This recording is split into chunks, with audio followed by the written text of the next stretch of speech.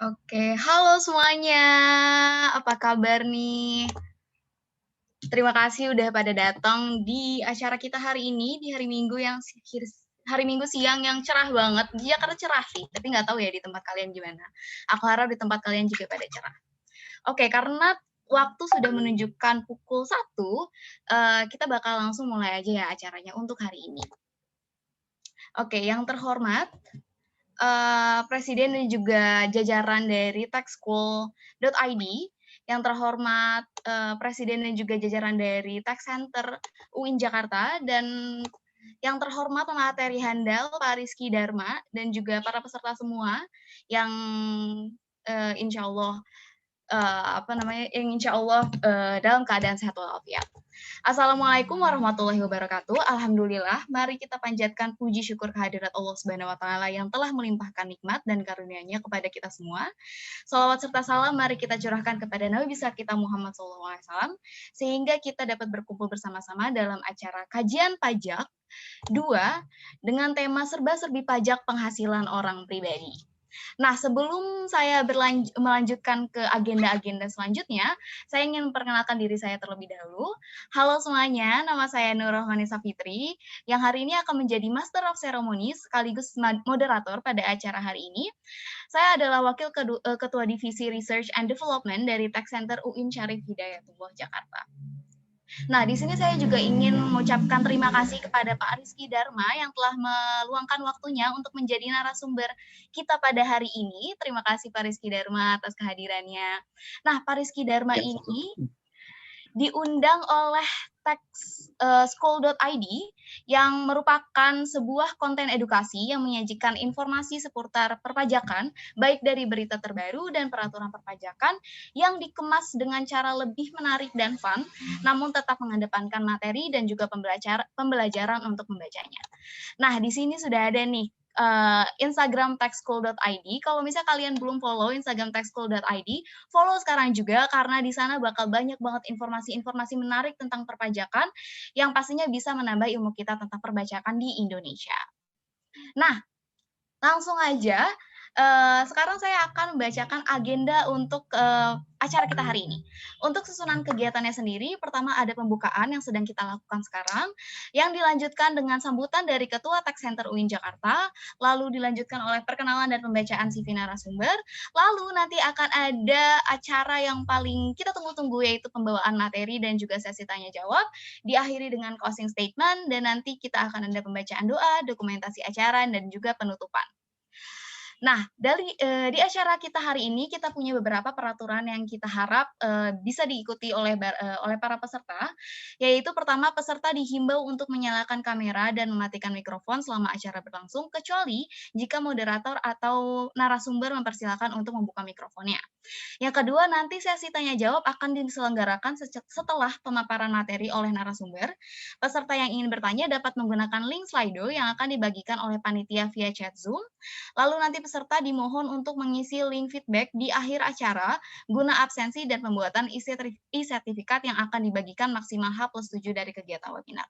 Makanya nanti stay tune, tetap hadir di acara ini sampai akhir acara, karena kalau misalnya kalian ingin mendapatkan e-sertifikat, kita akan membagikan link feedback di akhir untuk absensi.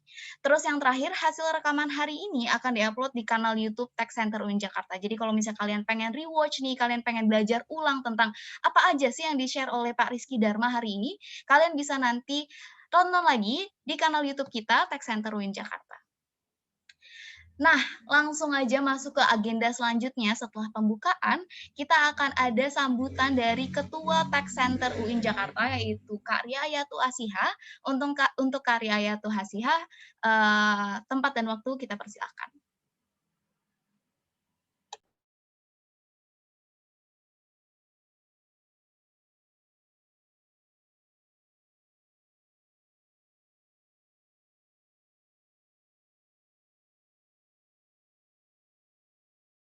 Oke, mungkin ada problem dari Kak Ayatul Asihah nih dari sinyalnya. Sebentar ya.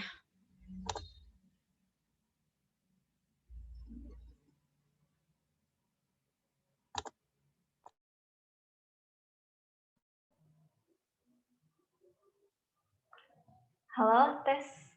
Udah kedengeran belum? Udah. Oke. Tadi kebetulan nggak bisa di-unmute.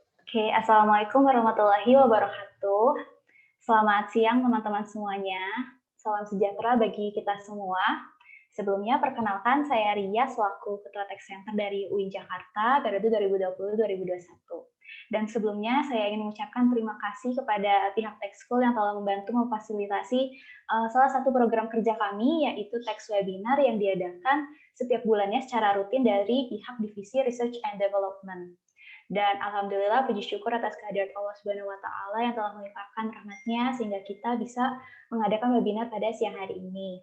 Semoga teman-teman masih tetap semangat dalam mencari ilmu meskipun lagi bulan puasa ya. Dan pastinya ilmu yang disampaikan nanti oleh Pak Rizky Dharma selaku pemateri pastinya akan bermanfaat bagi teman-teman semua. Dan semoga semuanya sehat selalu di era pandemi. Dan sekian sambutan dari saya. Wassalamualaikum warahmatullahi wabarakatuh. Waalaikumsalam warahmatullahi wabarakatuh. Terima kasih banyak Kak Ayatul Asihah atas sambutannya.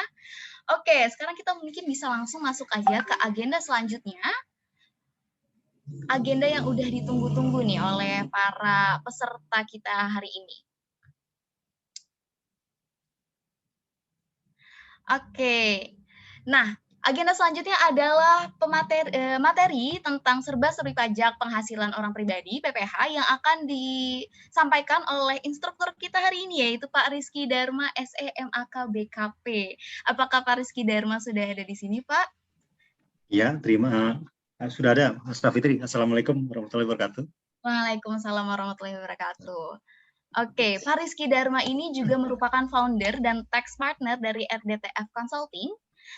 Lalu, Pak Rizky Dharma ini juga merupakan Master of Accountancy ya Pak ya, dari Faculty of Trisakti dan juga sekarang menjadi dosen di Universitas Trisakti. Pak Rizky Dharma ini juga merupakan Registered Indonesian Tax Consultant, Member of Indonesian Tax Consultant Associate, dan juga merupakan Tax Trainer dan Instructor at Makui Tax Institute, Bina Fiskal Indonesia, dan Tax Center UMB PPA NK.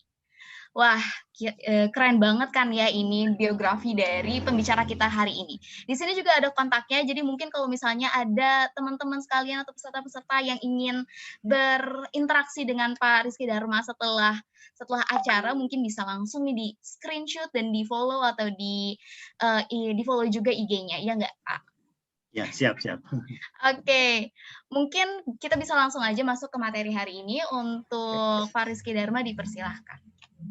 Ya, terima kasih Safitri selaku moderator dari UIN dan juga tadi dari Pak Pungkas dan Pak Adit dari Tech School serta Mbak Ria ya, dari Tech Center juga UIN. Jadi tanpa terasa ya kita hari ini sudah masuk ke dalam, ya kalau di bulan Ramadan sudah masuk ke bulan di tanggal 20 ya, 20 Ramadan sudah menjelang akhir, konsentrasi dan segala macam juga sekarang sebenarnya udah suasana libur ya, suasana libur. Tapi di sisi lain kita juga hari ini sebenarnya kita mengadakan seperti ini talk show tentang perpajakan ya, pajak penghasilan orang pribadi. Ya tentunya kita juga menghadirkan suasana yang kira-kira bisa membuat kita lebih tetap dalam kondisi materi perpajakan tapi dibawakan dengan suasana yang rileks sih. Karena memang hawanya sekarang ini hawa-hawa yang kondisi memang lagi santai kan.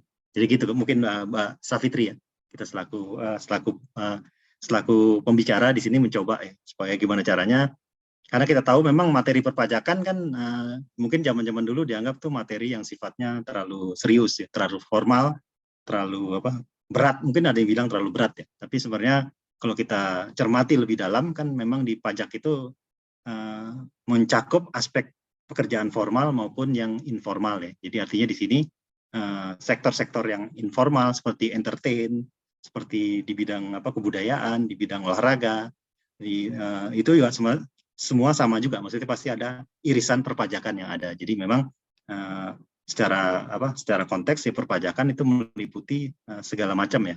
yang melibatkan. Apalagi kalau untuk tema hari ini adalah tentang pajak penghasilan orang pribadi, ya tentunya semua peserta webinar yang ada di sini ataupun semua mungkin pengguna Instagram ya, itu kan rata-rata kan memang mereka orang kan, maksudnya sebagai user itu kan orang pribadi. Jadi ya pastinya materi ini bisa dibilang sangat relevan ya ke seluruh pengguna ya, pengguna telekomunikasi, pengguna media sosial, karena memang mereka itu kedudukannya sebagai orang pribadi ya. Apalagi kalau kita persempit kan memang di sini kita yang membahas tentang pajak penghasilan orang pribadi di Indonesia ya. Jadi tentunya kita kita akan mengacu ya referensinya menggunakan undang-undang pajak penghasilan yang berlaku di Indonesia. Jadi ya kami sih dari sebagai pembicara ya, dari sebagai konsultan pajak memang tujuan utama sharing seperti ini ya. Jadi sharing-sharing perpajakan itu kan dalam rangka untuk meningkatkan edukasi ya, ataupun pencerahan nih kepada di sini semua kan berarti termasuk saya pribadi kan selaku wajib pajak ya. Jadi kita tahu memang dalam perpajakan itu kalau orang mau bayar misalnya ataupun mau melakukan compliance ketaatan perpajakan, salah satu yang harus diperhatikan adalah bagaimana kita mengetahui itu pajak itu sendiri bagaimana, baru nanti kan ada pepatah kalau nggak kenal maka tak sayang. Jadi tentunya kita kalau mau lebih dekat sama pajak kita harus lebih mengenal juga perpajakan, sehingga diharapkan memang setelah kita mendalami perpajakan yang lebih secara terus-menerus itu tingkat kecemasan, tingkat istilahnya ketidakpercayaan ataupun ada sesuatu keengganan itu pelan-pelan terkikis sih. Tapi kalau kita sebagai wajib pajak memang mungkin yang kita baca berita misalnya tentang yang buruk-buruk lah tentang perpajakan, ada isu korupsi, ada isu penyalahgunaan kekuasaan, ada isu istilahnya uang pajak itu kemana tuh kan, jadi seperti ketidakpercayaan masyarakat ya, tentu terutama bagi yang paling sulit kan mungkin di otoritas perpajakan ya, di Direktur Jenderal Perpajakan itu pasti akan sulit dia melakukan upaya dalam rangka mungkin masyarakatnya kurang begitu mengetahui ataupun sadar di perpajakan, sehingga acara-acara seperti ini adalah bagian ya dari program edukasi, karena kita tahu memang kalau pajak itu nanti terkumpul ataupun maksudnya kontribusi dari masyarakat cukup bagus kan pastinya penerimaan negara akan meningkat. Nah, kalau uang sudah meningkat kan pasti pembelanjaan untuk beli apa itu akan lebih enak. Sama kita kalau ya di swasta ataupun di secara personal kan kalau uangnya dikit pasti ngebagi-baginya bingung, tapi kalau pas uangnya banyak dia bisa memikirkan hal-hal yang memang di luar kebutuhan pokok. Nah, itu sebenarnya kalau kita lihat memang peranan perpajakan di sini ke sana arahnya kan. Jadi kita tahu memang Indonesia sebagai negara yang memang sebenarnya kekayaan alam kita melimpah ya. Terus kalau dipikir kenapa nggak dari kekayaan alam kita, tapi kan kita tahu bahwa sumber kekayaan alam itu ada batasnya kan, ada batasnya, terkadang mungkin akan habis pada waktunya. Nah, salah satu peranan kemandirian dalam rangka untuk pembiayaan negara adalah di sektor perpajakan. Nah, tentunya kalau kita lihat dari tema hari ini ya, perpajakan pribadi, itu sebenarnya juga menjadi peluang. Jadi maksudnya kalau kita sebagai mahasiswa di sini ataupun sebagai karyawan ataupun sebagai konsultan ataupun sebagai fresh graduate yang ingin berkarir ya, sebenarnya pilihan di bidang perpajakan itu juga pilihan yang salah satu yang menarik ya, karena memang profesi terkait perpajakan sebenarnya cukup banyak ya, diantaranya bisa sebagai konsultan, bisa sebagai pegawai pajak juga, bisa juga bekerja di perusahaan, bisa juga sebagai pemilik usaha. Kan kita tahu kalau perpajakan itu kan seperti kayak momok menakutkan kan. Jadi kita kalau punya usaha terus ada untung besar, terus gimana nih perpajakan? Itu kan isu-isu gitu banyak terjadi di lapangan. Jadi karena memang orang banyak menganggap, oh saya awam nih perpajakan nih. Jadi saya nggak ngerti nih. Emang harus seperti ini, harus lapor gini, harus bayar segini. Dia nggak tahu. Jadi kadang-kadang memang perpajakan itu sesuatu yang memang sudah pasti ada kan. Karena memang ya perpajakan itu adalah bagian dari kalau kita lihat secara struktur kan itu merupakan semacam ini peralihan semacam hak dari sektor private untuk ke sektor publik. Jadi istilahnya keuntungan ataupun penghasilan yang diperoleh di sektor private diambil sebagian untuk dikumpulkan menjadi pajak. Jadi tentunya hal itu yang harus menjadi perhatian bagi kita sebagai masyarakat, daripada kita lari dari perpajakan, ya mendingan kitanya maksudnya mendekatkan diri ke perpajakan. Jadi dan juga sebenarnya orang yang mengerti pajak juga diharapkan bukan hanya orang-orang yang berkecimpung mungkin di bidang akuntansi keuangan, yang menangani perpajakan, tapi sebenarnya di bidang lain pun termasuk pelaku usaha, karyawan di bagian di luar keuangan misalnya itu juga minimal dia bisa mengetahui hak dan kewajiban perpajakan untuk dirinya pribadi ya. Jadi artinya sekurang-kurangnya kita sendiri lah, karena yang tanggung jawab terhadap perpajakan kita kan memang dengan sistem self assessment itu terletak di wajib pajak sendiri. Jadi di situ yang menjadi poin utama. Jadi dengan kita mengikuti semacam acara-acara seperti ini, sharing-sharing dan segala macam, itu diharapkan tingkat pemahaman dan pengetahuan perpajakan itu akan makin baik ya. Tentunya ke depan pihak pengambil kebijakan di Direktorat Jenderal Pajak, di Badan Kebijakan Fiskal, Kementerian Keuangan, dan bidang-bidang mungkin pelaku usaha yang lain ya, akan lebih rekonsiliasi lah terkait dengan ini. Karena kita tahu memang pajak ini memang harus jangan dianggap hanya urusan misalnya DJP, tapi juga benar-benar ini urusan segala macam pihak-pihak yang terlibat ya. Si swasta juga harusnya ikut juga memberikan kontribusi dalam bentuk membayar pajak, termasuk usulan-usulan ya kebijakan-kebijakan perpajakan. Jadi kita tahu bahwa memang undang-undang pajak kan buatan manusia ya. Namanya buatan manusia pasti ada kelemahan, ada perlu penyempurnaan, sehingga salah satu cara untuk kita bisa memberikan, misalnya kalau ada satu pasal nih kayaknya terlalu kurang gimana, kurang adil misalnya, itu kan bisa kita mengajukan semacam review ataupun masukan ke pihak-pihak terkait, sehingga emang ke depan kebijakan perpajakan itu akan makin diperbaiki lah, sehingga celah-celah yang seperti itu ataupun peluang-peluang terjadinya penyalahgunaan kekuasaan dari pihak otoritas perpajakan itu bisa dikurangi, sehingga kan ke ujung-ujungnya akan meningkatkan penerimaan negara ya dari sektor perpajakan, dan masyarakat juga diharapkan akan nyaman gitu, maksudnya nyaman membayar pajak dalam jumlah yang pas sesuai dengan mungkin kemampuan penghasilannya, kemampuan usahanya yang diperoleh, sehingga dia akan lebih merasa ikhlas kan, sehingga dia merasa ada gotong royong ya, maksudnya gotong royong ikut membantu negara ini dalam melakukan pembiayaan.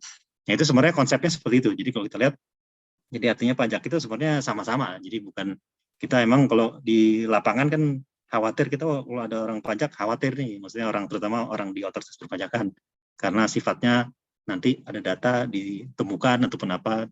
Tapi seiring berjalannya waktu kan memang sekarang makin terbuka ya. Kita buktinya sejak 2017 kan ada akses informasi keuangan untuk tujuan perpajakan, terus juga beberapa data dari pihak ketiga masuk ke DJP, sehingga sebenarnya pelan atau lambat ya kita mengarahkan untuk ya tidak menyembunyikan sesuatu, karena memang pihak DJP di sini otoritas perpajakan di Indonesia makin banyak akses data yang bisa diperoleh.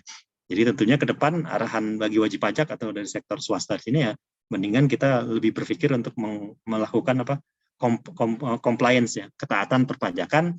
Nah, paling sebagai orang swasta ataupun pihak masyarakat kan kita di dilema antara pilihan-pilihan.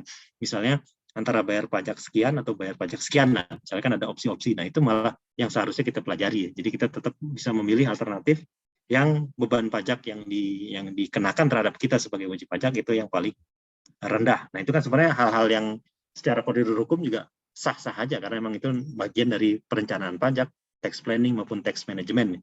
Sehingga diharapkan dengan pemikiran seperti itu masyarakat pengetahuannya mengarah ke sana, kan tingkat kepercayaan masyarakat juga akan tinggi, dan juga DJP sendiri kan juga harus kita ketahui juga bukan lembaga yang super power ya. Jadi mungkin dulu orang banyak yang menganggap DJP itu enak dong kerja di DJP, istilahnya main periksa terus dapat segala macam, kan sebenarnya makin kesini pun kalau kita lihat tanggung jawab pegawai DJP-nya itu juga sifatnya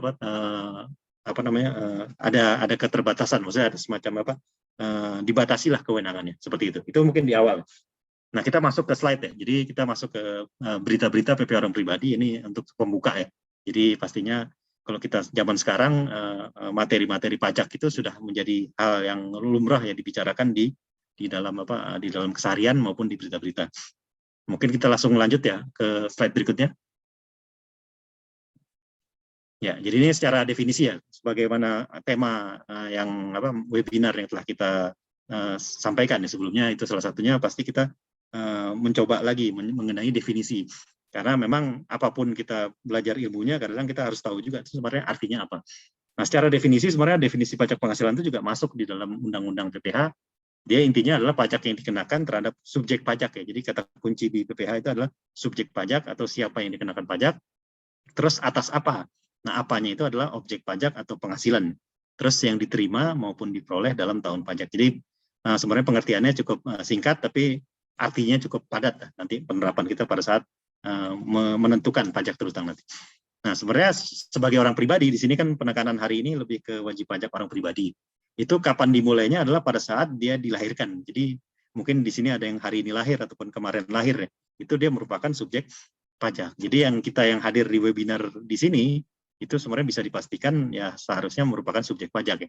Tapi apakah dia menjadi wajib pajak? Belum tentu. Jadi kalau misalnya si Mbak Savitri sebagai moderator, mungkin dia sebagai mahasiswa, dia belum memiliki penghasilan misalnya, ataupun penghasilannya masih di bawah PTKP, sehingga yang bersangkutan belum wajib mendaftarkan diri untuk memperoleh NPWP. Karena subjek pajak, tapi objek pajaknya masih di bawah batas threshold. Itu intinya. Jadi kalau ditanya anak bayi baru lahir, subjek pajak nggak? Iya, subjek. Gitu. Tapi dia belum perlu mendaftarkan diri untuk memiliki NPWP.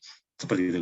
Dan sebagai pribadi berakhirnya kapan? Itu berakhirnya pada saat meninggal dunia atau meninggalkan Indonesia untuk selama-lamanya. Kan kita tahu banyak juga orang Indonesia yang pada saat dia nikah sama orang asing, terus dia pindah antara pindah ke warga negara ataupun pindah memang tidak pulang lagi ke Indonesia menjadi domisili di negara Perancis misalnya. Kayak misalnya contoh artis Anggun C. Sasmi misalnya kan dia pindah ke Perancis. Nah itu kan bisa jadi dia berarti subjek pajak di Indonesia-nya sudah hilang beralih ke resident taxpayer di Prancis seperti itu. Jadi itu intinya. Nah, tapi di perpajakan juga kadang-kadang kita apakah orang yang meninggal itu otomatis ya langsung hilang kewajiban perpajakan? Itu di ketentuan pajak kita sebenarnya di definisi subjek pajak itu ada orang pribadi yang memang masih hidup, tapi kalau orang pribadi yang sudah almarhum itu disebut dengan warisan belum terbagi. Jadi artinya kalau orang pribadi yang sudah meninggal bukan langsung hilang kewajiban perpajakannya. Jadi yang bersangkutan masih tetap lapor SPT, tapi kedudukan dia menjadi namanya warisan belum terbagi. Nanti mengenai detailnya bisa kita dalam forum tanya jawab ya. Mungkin lanjut ya. Nah ini yang tadi ya sudah disampaikan. Jadi ya selain orang pribadi tadi ada juga badan maupun bentuk usaha tetap yang di luar dari cakupan pembahasan hari ini. Lanjut lagi. Nah, jadi kita fokusnya sekarang ke objeknya. Jadi subjeknya udah ketahuan kan ada orang pribadi, ada warisan belum terbagi untuk orang almarhum, terus yang jadi objek. Nah, kita tahu hubungan antara penghasilan itu kan sangat dekat sama kekayaan. Ya.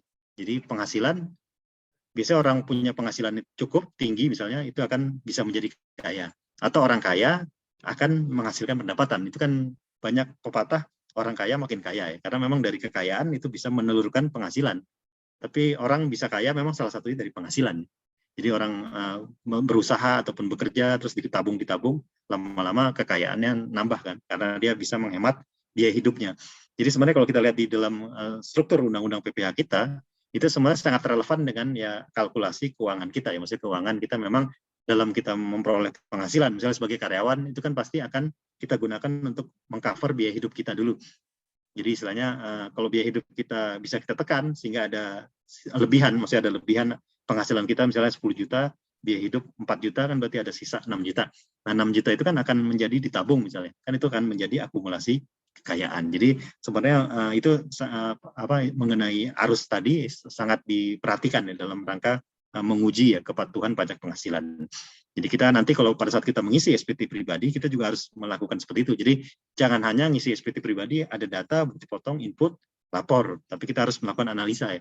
Oh kita penghasilannya sekian, terus biaya hidup kita berapa sebulan? Oh sekian, berarti ini sisa sekian, ada tambahan kekayaan, perubahan kekayaan berapa? Nah itu kalau make sense ya udah oke. Tapi kalau misalnya nggak make sense, misalnya penghasilan kita cuma 10 juta per bulan, tapi ada tambahan kekayaan kita yang naiknya fantastis misalnya, itu kan pasti akan menjadi istilahnya perhatian dari otoritas perpajakan ya, dalam bentuk mengirimkan surat misalnya yang dikenal dengan surat cinta ya, atau surat SP2DK namanya, itu adalah untuk permintaan penjelasan data atau keterangan. Nah sebenarnya di ketentuan pajak penghasilan memang dia tidak mengenal ya definisi penghasilan itu halal atau haram ya secara kalau kita baca, karena ada kata-kata kunci dengan nama dan dalam bentuk apapun. Jadi kalau emang perkara penghasilan itu ada perkara di hukum, itu pasti urusannya bukan di DJP ya. Kalau DJP kan melihatnya ada arus tambahan kemampuan ekonomis, nah itu objek pajak tuh. Ya sehingga ya terutang. Jadi bukan berarti orang pribadi yang sudah membayar pajak atas hasil misalnya hasil penyalahgunaan korupsi atau apa dianggap tindak pidana korupsinya selesai. Jadi perpajakannya lain, tapi urusan hukum ya urusan lain. Dan memang di perpajakan ini adalah salah satu kunci adalah kerahasiaan. Jadi pihak petugas pajak maupun konsultan pajak ya itu dalam mengetahui suatu data ataupun penghasilan dari wajib pajak itu memang tidak boleh disampaikan ke pihak lainnya. Jadi ada unsur data yang kita peroleh itu ya kita tidak bisa. Jadi artinya pihak DJP juga nggak mungkin kasih data ini misalnya ke petugas penegak hukum, karena memang kepentingan DJP di sini adalah terkait dengan arus tadi ya. Ada tambahan kekayaan, terus dari penghasilan, terus pajak terutang. Jadi di luar ke aspek hukum atas penghasilan tadi.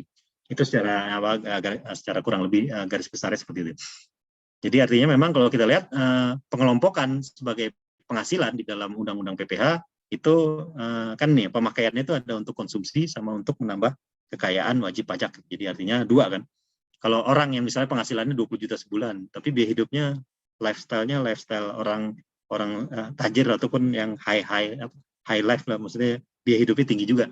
Bisa jadi dia kekayaannya nggak nambah-nambah karena 20 juta biaya hidup 20 juta. Sedangkan yang gajinya mungkin cuma 10 juta karena dia bisa menekan pengeluaran, dia bisa menabung 5 juta, ya tentu yang orang lebih kaya adalah yang dengan gaji yang 10 juta. Itu kan logika keuangan seperti itu kan. Jadi artinya kita kalau sebagai pribadi, kalau dari sisi financial planner kan pasti juga kita harus menginvestasikan dari penghasilan kita. Karena investasi itu ataupun kekayaan tadi ya bisa menjadi penghasilan kita di periode mendatang. Sedangkan kalau penghasilan dihabiskan untuk konsumsi, itu ya tidak ada tabungan ataupun tidak ada manfaat ke depan yang diperoleh dari penggunaan tadi.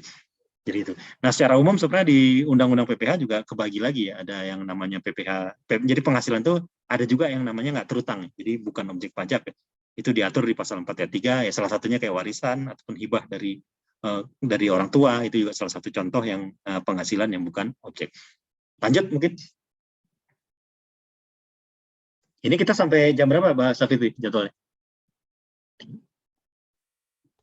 Untuk materinya sampai jam 2, Pak. Oh, 2 ya, oke masih. Jadi kita agak sedikit relay. Jadi nah ini pembagiannya. Jadi pembagian tadi yang definisi penghasilan kita tahu ya. Ada kata-kata dengan nama dan dalam bentuk apapun. Terus kata kuncinya di dalam penghasilan di dalam Undang-Undang PPH adalah setiap tambahan kemampuan ekonomi. Jadi ada kemampuan ekonomi yang bertambah, itu adalah cara menentukan penghasilan. Jadi tidak melihat dari mana asalnya, kadang kalau ada tambahan ekonomi, itu bisa menjadi salah satu yang menjadi terutang pajak. Nah, pembagiannya itu ada yang menjadi objek sama yang bukan objek. Nah, kalau yang menjadi objek, itu kembali lagi, ada namanya PPH final, ada yang namanya PPH tidak final atau dengan tarif umum. Nah, kalau PPH final itu berarti penyelesaian pajak atas penghasilan yang diperoleh, itu selesai pada saat dibayarkannya PPH final. Ya contohnya kalau kita sebagai pribadi kan pasti semua peserta di sini adalah memiliki tabungan ya ataupun ya simpanan di perbankan. Nah, itu kan pada saat di perbankan kita naruh dana baik di deposito, giro ataupun tabungan, pada saat kita memperoleh penghasilan bunga jasa giro dari bank itu, nah bank itu merupakan pemotong PPH final atas bunga tadi 20%. Sehingga penghasilan yang kita peroleh dari tabungan kita tanam tadi itu ya sudah selesai pajaknya. Jadi akhir tahun kita hanya sifatnya melaporkan saja bahwa kita mendapat penghasilan final dengan pajak 10%, 20%. Terus yang sebelum ada juga dividen ya. Dividen kan juga untuk orang pribadi itu PPH final 10%, dan dividen ini ada sedikit aturan baru ya di Undang-Undang Cipta Kerja. Jadi ada semacam dia bisa menjadi tidak terutang pajak dengan syarat-syarat tertentu. Jadi ya, kaitannya itu ya. Nah, terus kalau penghasilan yang tidak final itu berarti yang umum. Jadi artinya kita dalam meng-create, misalnya kita ada penghasilan nih, kita cari ini, dia penghasilan kita bukan objek, bukan. Oh, objeknya final apa bukan? Nah, kalau final selesai, tapi kalau nggak final, ya udah nanti kita akan masuk ke dalam akumulasi penghasilan sampai dengan akhir tahun. Jadi untuk yang tidak final ini baru ketahuan itu setelah 31 Desember, setelah kita closing, baru kita ketahuan, oh beban pajaknya sekian. Jadi itu yang menjadi perhatian secara administrasi ya, perpajakan yang harus kita perhatikan. Nah, sedangkan kalau yang bukan objek pajak, ya udah, ya, tapi yang bukan objek pajak juga jangan lupa untuk tidak dilaporkan ya. Karena kalau misalnya kita terima nih warisan dari orang tua, terus rumahnya kita akui di dalam harta SPT, tapi keterangan penghasilan warisannya lupa kita catat. Itu kan pajak akan mengira bahwa ini ada kenaikan kekayaan yang berasal dari mana nih, karena nggak ada keterangan bisa dianggap dari penghasilan yang tidak final, sehingga ya akan berpotensi dikenakan tarif pajak yang kita tahu tarif pajak orang pribadi yang tidak final itu kan PPH pasal 17 maksimal 30% kan. Jadi dari 5% 15, 25, dan 30. Sehingga itu cukup material ya kalau sampai gara-gara kayak gitu kita bisa terkena temuan dan kita tidak bisa membuktikan, sehingga ya pihak pajak akan melakukan koreksi ya dengan ya tarif maksimal tadi sampai dengan 30%. Itu yang seharusnya bisa kita hindari. Lanjut. Nah, ini kalau dari sisi di Undang-Undang Pajak Penghasilan, sebenarnya di penjelasan, di memori penjelasan pasal 4, kalau dibuka di Undang-Undang PPH, itu sebenarnya dia mengelompokkan mengalirnya kemampuan ekonomi. Jadi tadi kan kata kunci adalah kemampuan ekonomi. Jadi kapan sih mengalirnya, ataupun dari mana mengalir? Itu sebenarnya dikelompokkan menjadi 4 item. Jadi yang pertama, kita dapat penghasilan itu bisa dari pekerjaan dan dalam hubungan kerja ya. Jadi artinya pekerjaan. Memang kalau kita sebagai mahasiswa baru lulus kan, kalau ditanya gimana mau nyari apa nih untuk dapetin penghasilan, salah satu kan sering disebut ya kalau mau nyari penghasilan nih kerja dong. Maksudnya kerja itu kan bagian dari salah satu cara mendapatkan penghasilan. Kalau pekerja itu kan memang kita dapat imbalannya bisa berupa gaji, bisa berupa upah, honor, ataupun ada THR juga, ada juga uang lembur dan segala macam. Jadi kita penghasilan dalam rangka hubungan kerja. Tapi kita berarti sebagai karyawan sebenarnya pekerja kan, jadi kita menerima imbalan dari pemberi kerja ataupun perusahaan. Nah, yang kedua itu adalah penghasilan dari usaha dan atau kegiatan. Nah, ini sebenarnya yang dua lebih menarik ya untuk zaman sekarang, di mana lapangan pekerjaan relatif agak lebih sulit ya, terutama bagi mahasiswa fresh graduate yang mungkin pengalamannya masih belum ya, jadi artinya butuh magang, butuh apa, sehingga juga gerakan-gerakan ini juga digencarkan. Jadi gimana untuk menciptakan pengusaha-pengusaha baru ya dari fresh graduate, sehingga dia tidak mengandalkan lapangan pekerjaan dari kerja di pemerintah maupun di swasta.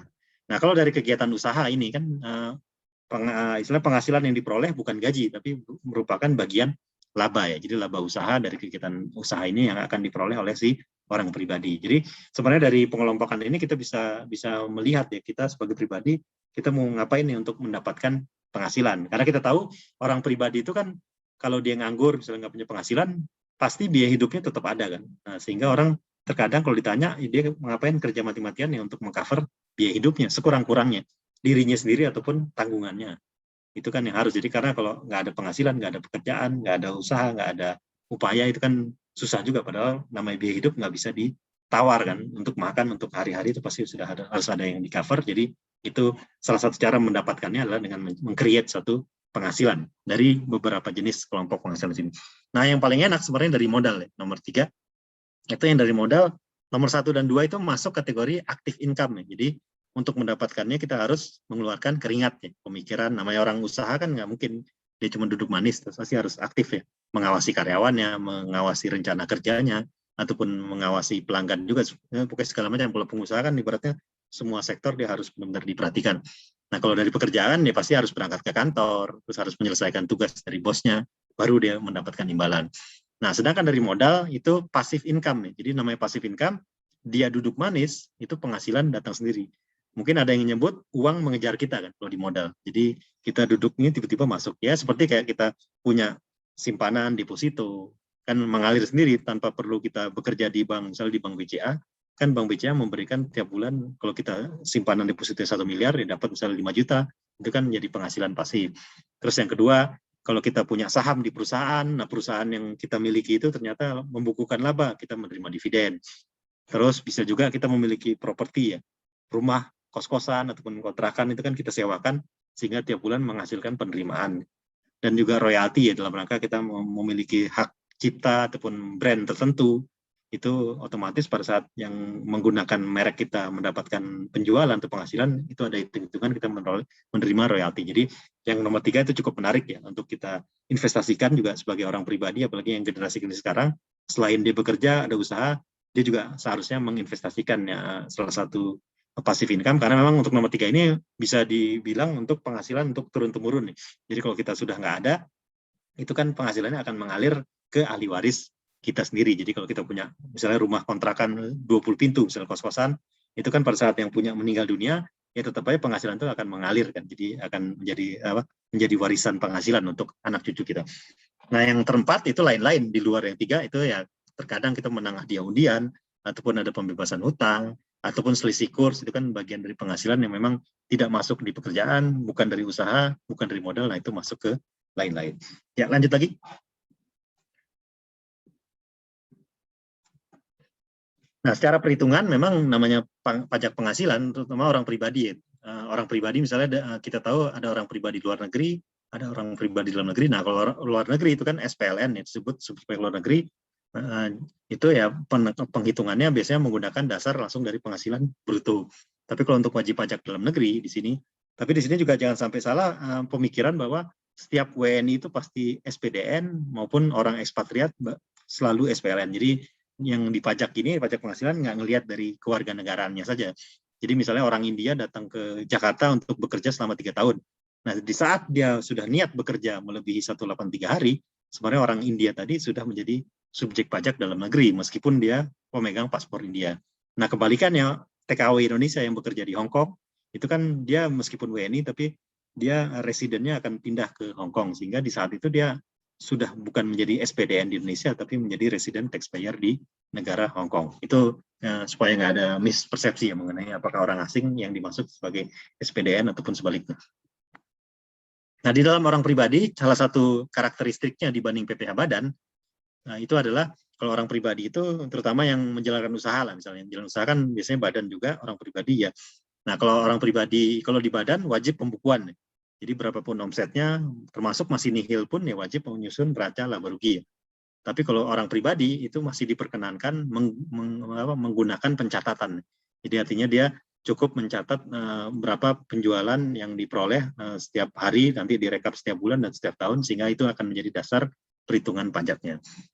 Dan yang kedua adalah di orang pribadi itu ada namanya PTKP, jadi penghasilan tidak kena pajak ya. Kita tahu memang di orang pribadi kalau bisa ya kan ada biaya hidup minimum ya. Jadi artinya di sini sebenarnya di tahun 2016 ini itu sudah ada mengalami kenaikan ya sampai sekarang PTKP sendiri 54 juta. Jadi artinya kalau kita bagi 12 itu kan dengan penghasilan 4,5 juta sebulan itu seharusnya masih belum terutang pajak. Jadi kalau ada karyawan yang misalnya gajinya masih di bawah 4,5 juta itu bisa juga dia belum perlu dibuatkan NPWP. Tapi kita lihat lagi apakah karyawan tadi memang ada bonus lain nggak? Karena kan bisa jadi orang gajinya 4 juta misalnya sebulan, tapi setahun terima 25 kali kan. Kan sebenarnya gede juga, jadi bilang gajinya cuma 4 juta, tapi setahun bukan 12 kali, tapi 25 kali karena memang ada bonus, ada THR, dan segala macam. Jadi artinya tidak menjamin, jadi potokannya dalam setahun kalau tidak melebihi 54 juta, itu berarti dia belum wajib untuk mendapatkan, mendaftarkan diri memiliki NPWP. Terus status kawin ditambah 4,5, terus tambahan tanggungan keluarga juga maksimal 3 orang ya, 4,5 juta. Dan kalau emang istri suami usaha ataupun kerja terus istri ada usaha juga, itu kalau mau digabung PTKP-nya menambah lagi 54 juta. Jadi PTKP yang istri penghasilan digabung itu biasanya sudah menyentuh angka 100 juta ke atas ya, yang cukup besar. Ya, lanjut. Nah, jenis-jenis PPh yang menjadi keseharian dari terkait dengan namanya pajak penghasilan ya untuk orang pribadi emang PPh 21 ya, karena PPh 21 itu memang tidak ada untuk badan. Badan di sini hanya untuk memotong gaji karyawan, tapi penerima subjek pajak itu pasti orang pribadi. Terus pasal 22 juga misalnya dalam rangka impor itu kan sebenarnya ada PPh 22, 23 juga terkait yang tadi ya.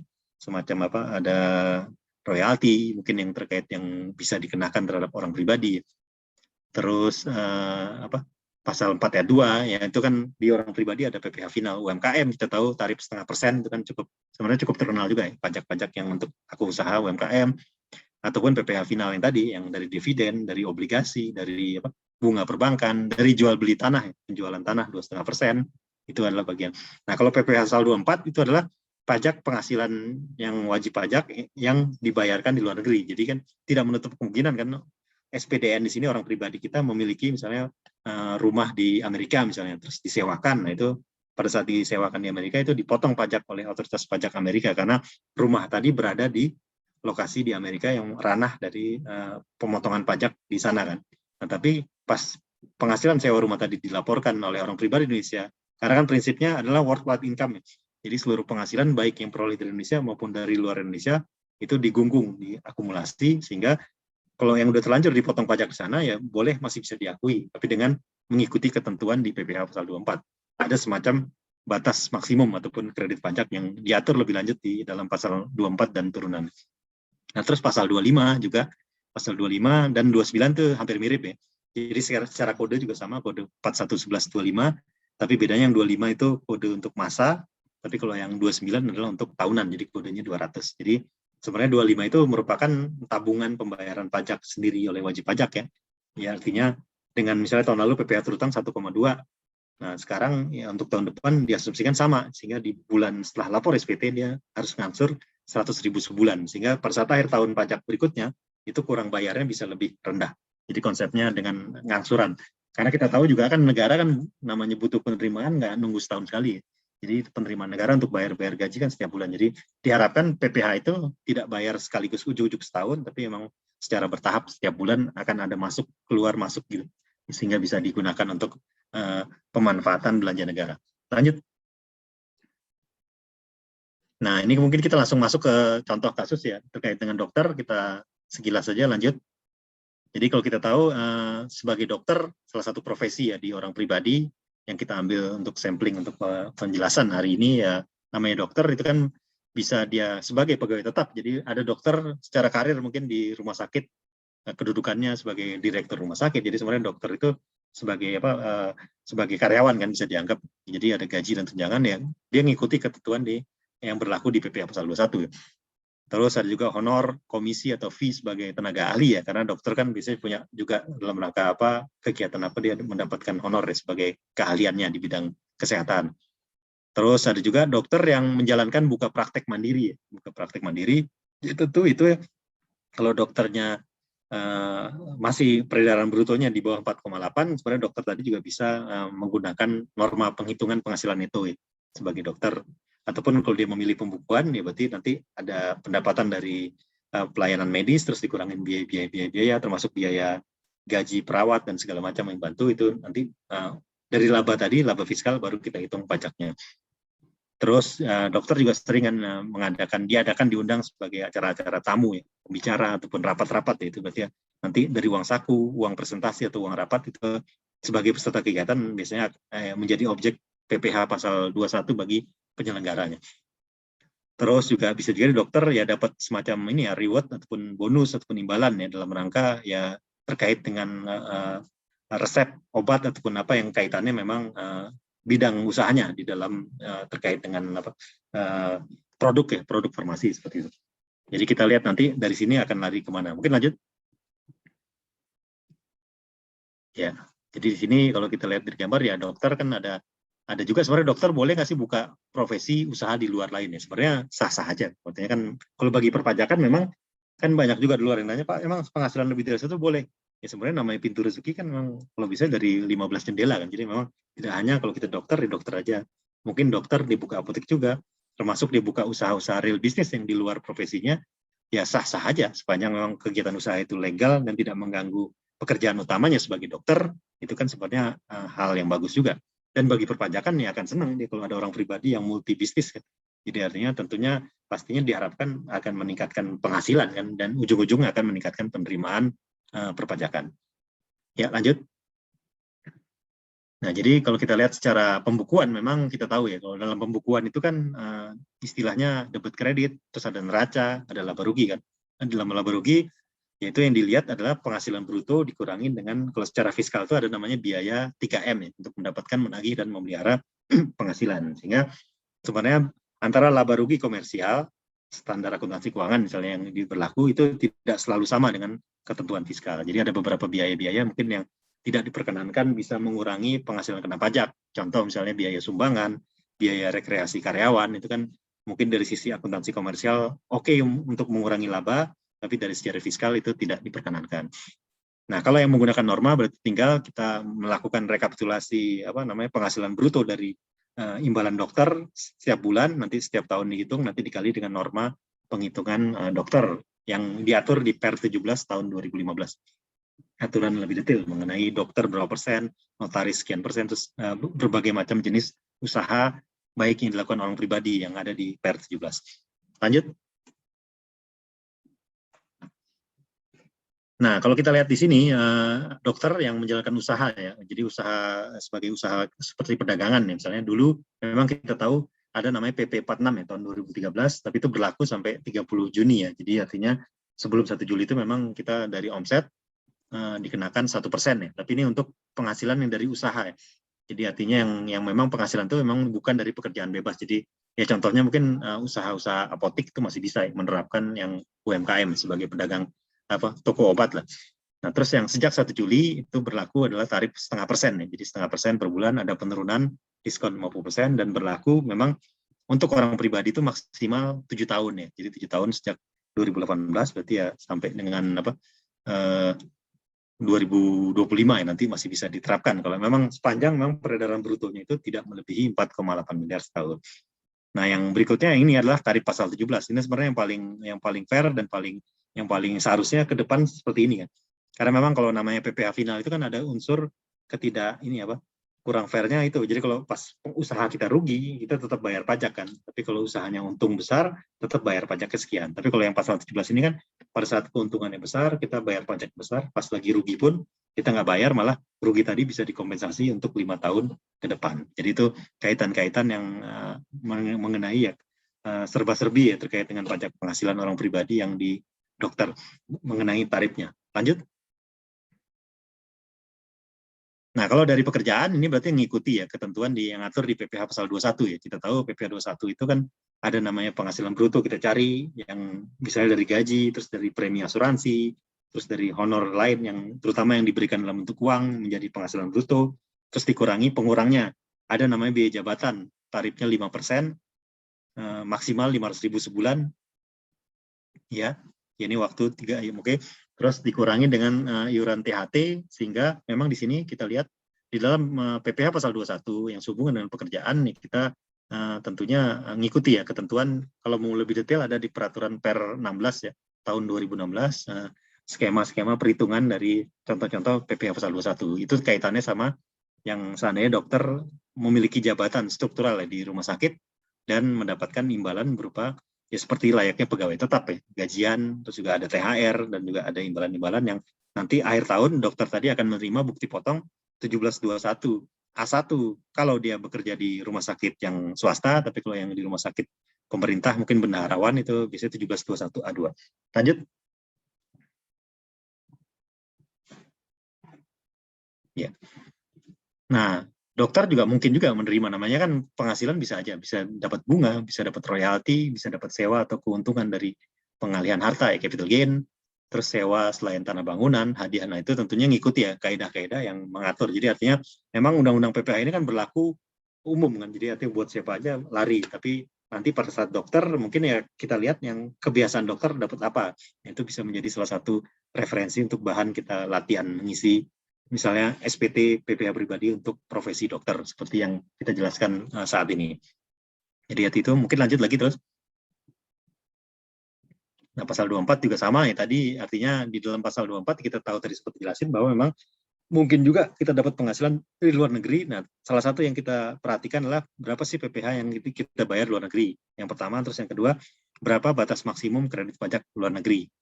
Jadi rumusnya itu secara rumus itu ada penghasilan dari luar negeri dibagi penghasilan kena pajak dikali PPh terutang. Nanti dari 2 hitungan tadi atau 3 hitungan tadi antara pajak dibayar luar negeri, terus batas maksimum sama PPh terutang keseluruhan di worldwide income itu di antara 3 itu dipilih yang paling rendah. Nah itu baru bisa menjadi kredit pajak luar negeri. Jadi artinya pajak yang kita bayar di luar negeri bisa jadi tidak semuanya bisa dapat diperhitungkan di dalam negeri. Itu. Dan umumnya biasanya kenapa itu nggak bisa diperhitungkan kalau memang tarif pajak yang berlaku di luar negeri itu lebih tinggi daripada tarif pajak yang berlaku di dalam negeri. Tapi kalau sebaliknya itu bisa dipastikan ya 100% pajak yang dibayar luar negeri itu bisa diperhitungkan menjadi pengurang PPh pasal 29 wajib pajak luar di dalam negeri. Lanjut lagi. Ini masih ada 10 menit lagi ya. Ini mungkin kita oh ya ini terkait dengan luar negeri ya, mungkin nanti lebih detailnya bisa diakses di peraturan. Lanjut lagi. Oh yang bukan objek pajak juga ya artinya kalau memang dokter menerima haibah, wasiat, warisan dan juga penghasilan yang tergolong bukan objek, maka perlakuannya juga sama. Artinya artinya dilaporkan di SPT tapi di bagian kolom yang penghasilan tidak menjadi objek pajak. Lanjut lagi. Nah, ini mungkin kita skip ya, PPh final tadi udah sempat dijelaskan, lanjut. Oh ya, nah mungkin selain dokter, kita juga di pertemuan kali ini pengen mencoba ya mengenai profesi yang yang lagi hype ya saat ini. Kita tahu profesi yang menjanjikan mungkin dilihat bagi generasi-generasi muda sekarang adalah banyak juga, tidak sedikit ya, YouTuber Indonesia yang berhasil ya. Jadi dengan penghasilan yang fantastis. Nah itu sebenarnya dari sisi perpajakan bagaimana sih untuk profesi seperti yang YouTuber ini. Jadi kita lihat ya. Mungkin lanjut. Jadi kita tahu sebenarnya mirip juga tadi, artinya YouTuber itu kan sebagai pembuat konten di dalam YouTube yang ya dengan subscriber yang banyak, dengan viewer yang banyak, dan juga bisa artinya punya nilai jual kontennya itu menarik kan, sehingga banyak dikunjungi oleh user pengguna dari YouTube itu sendiri, sehingga meningkatkan ya. Jadi secara digital kan akan meng-create suatu penghasilan yang tidak sedikit ya. Jadi kita lihat ya, kalau dari segi profesi, dari sisi perpajakan kita lihat dia YouTuber itu apakah secara personal atau dia mendirikan PT, Badan Hukum untuk pengelola konten tadi kan. Jadi kalau kita tahu di dalam PPh kita, kalau untuk orang pribadi dalam negeri itu domainnya adalah PPh pasal 21.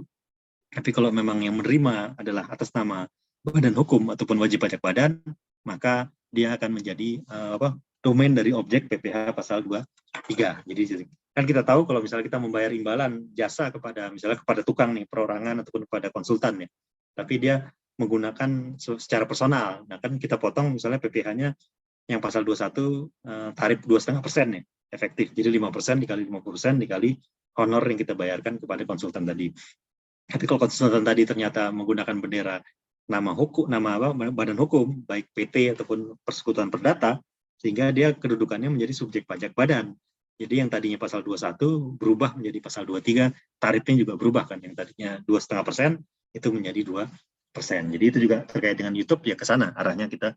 Artinya antara subjek pajak badan dan orang pribadi pasti ada perbedaan-perbedaan yang tentunya termasuk yang tadi, ada perbedaan tarif, perbedaan jenis pajak yang harus dicermati lah, terutama bagi pihak yang melakukan pembayaran imbalan kepada subjek pajak, itu harus diperhatikan, ini orang pribadi atau badan, karena akan beda perlakuan.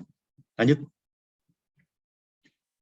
Nah, kalau kita lihat memang ketentuan sebagai orang pribadi kan yang tadi ya, seperti dijelaskan beberapa waktu yang lalu, itu adalah kalau memang peredaran brutonya tidak melebihi 4,8, dia dapat memilih pencatatan. Jadi artinya tidak perlu pembukuan debit kredit, jurnal, segala macam buku neraca. Jadi kalau pembukuan kan cenderung agak repot, terutama bagi orang yang latar belakangnya mungkin agak awam tentang akuntansi. Jadi tentunya salah satu opsi yang dipilih adalah bisa menggunakan pencatatan. Nah, kalau namanya pencatatan, kalau kita survei pedagang-pedagang di kaki lima di jalanan, sekurang-kurangnya kalau ditanya pasti ditanya, Pak, berapa omset? Pasti dia berani jawab, karena memang omset catatan itu adalah bagian dari yang salah satu fungsi pengawasan dari si pelaku usaha. Jadi pedagang ketoprak, pedagang mie ayam, pasti kalau ditanya dia bisa lebih cepat jawabnya, berapa sih omset sehari, itu berapa mangkok yang terjual. Jadi sebenarnya data itu yang merupakan data yang mutlak juga, yang lazim, sehingga pajak bisa mengarahkan ataupun meminta untuk mencatat tadi, sehingga seharusnya itu tidak berat bagi pengusaha untuk mencatat penjualan. Jadi di sini contohnya Tania, seorang beauty vlogger, memiliki penghasilan bruto 3,5 miliar, artinya masih di bawah 4,8, sehingga ini kita kembali lagi, kita masuk ke Per 17 tahun 2015, yang mana itu ada norma penghitungan penghasilan neto. Nah itu untuk pekerja seni, di situ masuk tarif 50%, sehingga 50% dikali 3,5 miliar itu menjadi penghasilan neto. Nah kita ke slide berikut. Nah, di sini, jadi kita penghasilan netonya 1,750. Jadi artinya kalau kita bicara pembukuan, sebenarnya biaya usahanya itu sekitar setengahnya gitu. Kan sebenarnya tarif NPPN 50% itu secara nggak langsung itu mengcover biaya usahanya. Kalau dia pembukuan ya dicatat benar-benar. Kalau dia bebannya banyak kan berarti labanya kecil, pajaknya kecil. Tapi kalau bebannya sedikit, labanya banyak, berarti pajaknya ikut besar. Itu kan bagian dari manajemen laba kita kan. Jadi laba kita mau kecil atau besar, karena kalau kecil ada konsekuensi kalau besar berarti konsekuensi beban pajak misalnya akan tinggi, tapi kalau kita meng-create misalnya memberikan bonus saja karyawan supaya labanya bisa ditekan, kan dampaknya beban pajak akan lebih berkurang. Nah, terus dikurangin PTKP. Di sini dia masih bujang sehingga totalnya 54 juta, dan dengan penghasilan kena pajak 1,6 miliar, nah kita tahu bahwa ini di atas 500 juta ya, pasti tarifnya akan kena maksimal 30%, dan yang kena maksimalnya adalah yang melebihi dari 500 juta. Jadi totalnya itu yang kita lihat di slide ya. Jadi ini dari 5%, jadi ngitungnya juga nggak langsung 30%, tapi berjenjang. 50 juta pertama 5%, 200 juta kedua 15%, terus 250 juta yang lapis ketiga 25%, selebihnya itu dikenakan 30%. Sehingga relatif ya cukup tinggi lah. Maksudnya karena saya juga pernah nanganin misalnya gitu wajib pajak yang bekerja di salah satu perusahaan besar lah misalnya, itu malah penghasilan brutonya sempat sampai 14 miliar gitu sebagai karyawan, tapi kan beban pajaknya bisa 4 miliar sendiri. Jadi artinya cukup tinggi memang kalau kita lihat orang pribadi ini dengan tarif 30% tadi yang melebihi dari 500 juta. Jadi itu harus benar-benar kita perhatikan. Kalau memang kita meng-create penghasilan ya kita harus bisa memilih kita menggunakan final atau apa, karena itu bisa mereduksi lah beban pajak yang bisa dikenakan, bagian dari manajemen perpajakan. Lanjut. Nah, kalau terkait dengan setelah kita hitung, kan kita dalam ketentuan perpajakan kita memang self-assessment. Jadi yang pertama kita daftar sendiri. Jadi kalau kita udah melebihi PTKP, misalnya moderator tadi Mbak Savitri, kalau emang udah melebihi PTKP ya dia daftar sendiri ke KPP tanpa perlu KPP datang ke rumahnya untuk nyuruh daftar kan. Jadi self-awareness, jadi kesadaran sendiri untuk mendaftarkan. Terus yang setelah mendaftarkan, yang kedua menghitung kan. Jadi kalau emang ada objek, ya kita hitung pajaknya. Terus yang ketiga kita melakukan pembayaran sendiri ke bank. Terus yang berikutnya kita juga melakukan pelaporan. Jadi kadang-kadang isu krusial mungkin yang ini sangat menarik di bulan Maret ya. Jadi bulan Maret itu kan isu mengenai SPT tahunan jangka waktu paling lambat 31 Maret ya. Sehingga di saat itu ya cukup banyak kesulitan-kesulitan ataupun berita-berita tentang SPT pribadi. Kita lanjut. Nah, terkait dengan pelaporan SPT tahunan, ya kita tahu ya, kita sekarang dikenal ya, terutama untuk di kota-kota besar adalah pasti online ya. Ada electronic filing, DJP online, ada electronic e-form, bentuk-bentuk formulir yang sudah ya artinya kita juga berterima kasih kepada DJP merespon ya cukup cepat, apalagi di saat pandemi, itu juga makin cepat lah, maksudnya sekarang layanan-layanan perpajakan mengarah untuk tidak tatap muka kan, karena memang mengurangi dampak penyebaran virus COVID, jadi artinya online lah. Jadi artinya server DJP juga kita berapresiasi bahwa memang telah di-develop dengan meskipun ada gangguan-gangguan server terutama di saat-saat last minute, tapi ya harus kalau boleh kita jujur juga artinya DJP berbenah lah untuk mendevelop sistem-sistem yang ada. Nah, dokumen yang dipersiapkan itu ada bukti potong PPh, ada juga kartu keluarga ini untuk orang pribadi, daftar harta, daftar hutang, omset per bulan, dokumen lain, dan daftar penghasilan. Jadi kita kalau ada penugasan mengisi SPT pribadi ya mendingan kita minta dulu data-datanya daripada nanti bolak-balik gitu, maksudnya kita terima data tapi nggak matang. Jadi kita mendingan 7 item ini kita perhatikan. Lanjut. Nah, ini mungkin sebelum kita tutup untuk yang materi penyampaian, nanti ini ya memang di perpajakan ini ada istilah dari Benjamin Franklin. Ya artinya memang tidak ada yang pasti ya, kecuali memang kematian yang kita tahu. Nah, tapi pajak juga. Jadi ini si Benjamin Franklin di Amerika menyebutkan seperti ini. Karena kalau saya ambil garis besarnya, mungkin memang pajak ini bisa dibilang nggak pasti. Maksudnya nggak pasti itu aturannya, kadang-kadang ada bisa multitafsir. Tapi memang kalau yang saya pikir memang pasti akan dipajaki. Jadi memang mungkin rasa ketakutan terhadap kematian selama pajak emang mirip juga. Karena kita tahu misalnya orang pribadi tidak comply pajak nih kan, biasanya kalau tahun lalu nggak comply, tahun ini mau lapor kan akan kebawa semacam luka-luka masa lalu ya. Sehingga itu mungkin juga yang menjadi pertimbangan bahwa memang pajak sesuatu yang kadang-kadang dikhawatirkan.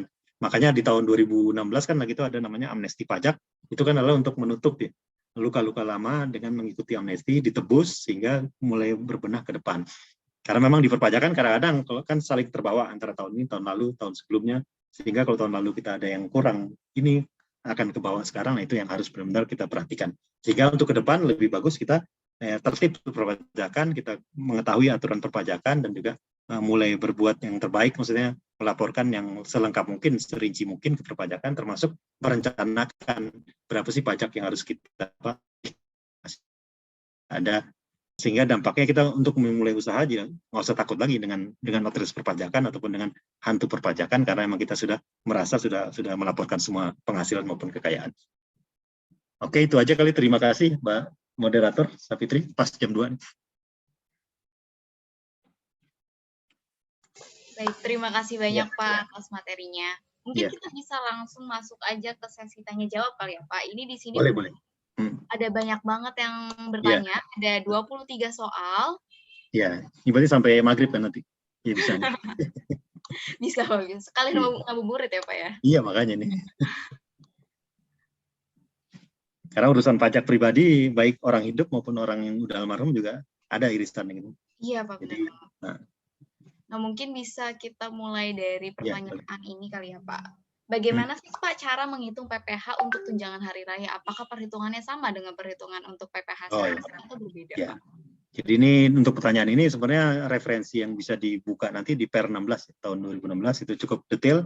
Sebenarnya peserta di sini baik dari mahasiswa ataupun dari yang ingin mendalami, salah satu pajak yang paling enak dipelajari itu adalah PPh 21 sebenarnya. Kalau kita Per 16 itu kita buka, kita bisa banyak lah contoh-contoh soal yang bisa kita yakinkan. Makanya di dalam ujian sertifikasi konsultan pajak misalnya, salah satu nilai yang bagus itu banyak di PPh 21 sampai 90, 95 karena memang ya seperti itulah.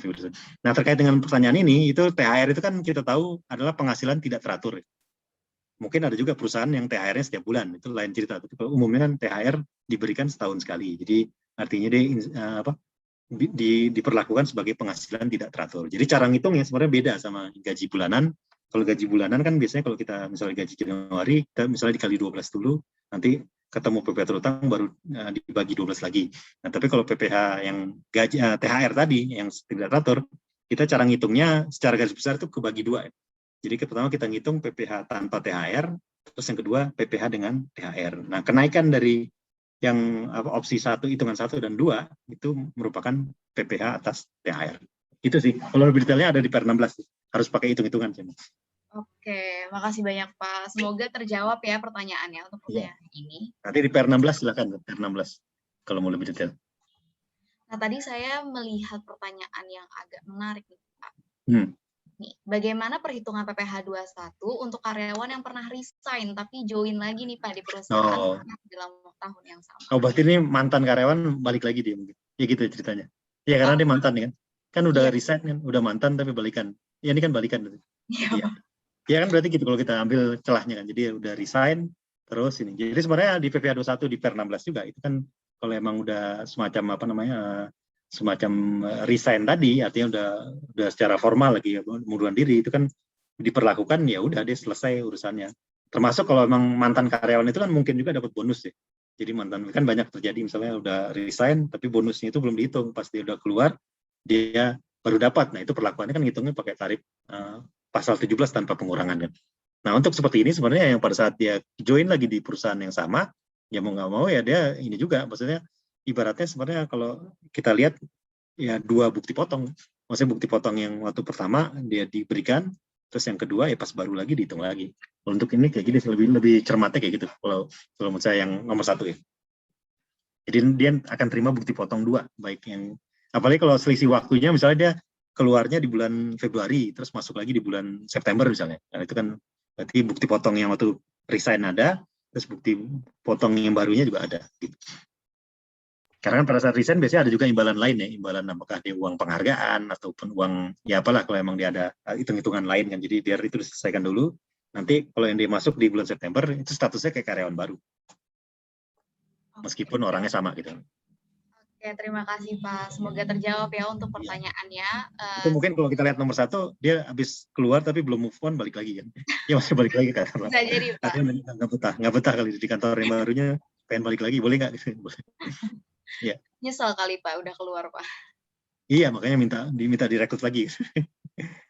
Oke, mungkin pertanyaan selanjutnya, jika WP sudah meninggal nih Pak, harta belum dibagi, tapi ahli waris sudah menggunakan uangnya misalnya, maka uang nilai yang tertulis itu kan pasti berkurang nih Pak. Apakah itu melanggar hukum? Ya kalau bicara hukum sih, kalau namanya waris ya itu lihat ketentuan hukum waris ya, maksudnya sepanjang kesepakatan dari ahli waris, sepertinya ya itu kan kecuali ada salah satu ahli waris yang menyerobot ya, mungkin itu ada sedikit perkara di keluarga kan. Tapi kalau bicara mengenai perpajakan, misalnya dia ahli warisnya dia berupa apa itu? Kira-kira uang berarti ya, meninggalkan uang kali misalnya.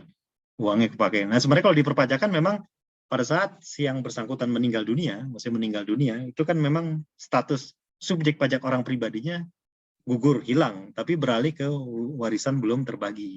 Jadi artinya nama orang itu tetap sebagai NPWP masih NPWP yang lama gitu, jadi belum bisa dihapuskan.